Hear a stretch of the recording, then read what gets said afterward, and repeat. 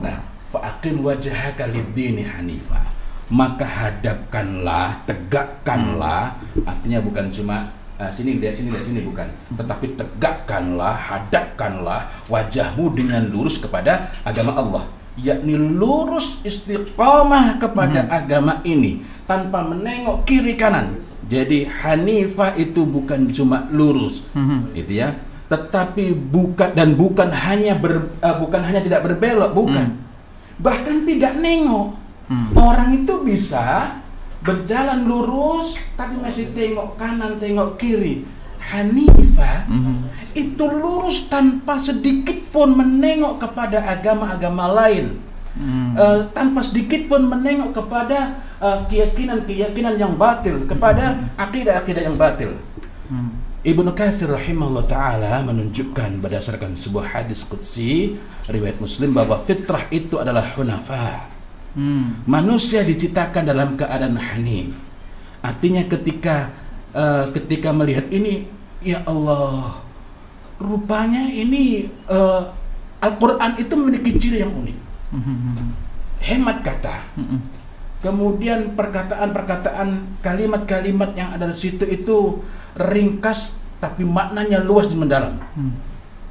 Tetapi di surat 30 ayat 30 ini, ketika Allah Subhanahu wa taala berbicara tentang fitrah, itu yang disebutkan din itu kata lainnya adalah fitrah, fitrah itu adalah kata lainnya adalah al-Islam, al-Islam kata lainnya adalah hanif. Artinya hanif ini memiliki makna tegak lurus, hanya menghadapkan diri, menghadapkan wajah kepada Islam dan tidak menengok, bahkan menengok pun, segera menengok pun tidak menengok kepada yang lainnya.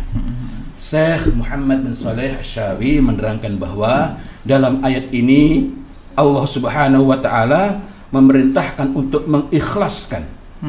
Dan ikhlas itu maknanya ialah menetapkan diri, melakukan amal atau ibadah, mengambil pilihan keyakinan sepenuhnya, bukan menerima keadaan yang terjadi, sepenuhnya untuk mengharapkan ridha Allah Subhanahu wa taala dalam keadaan berat maupun ringan.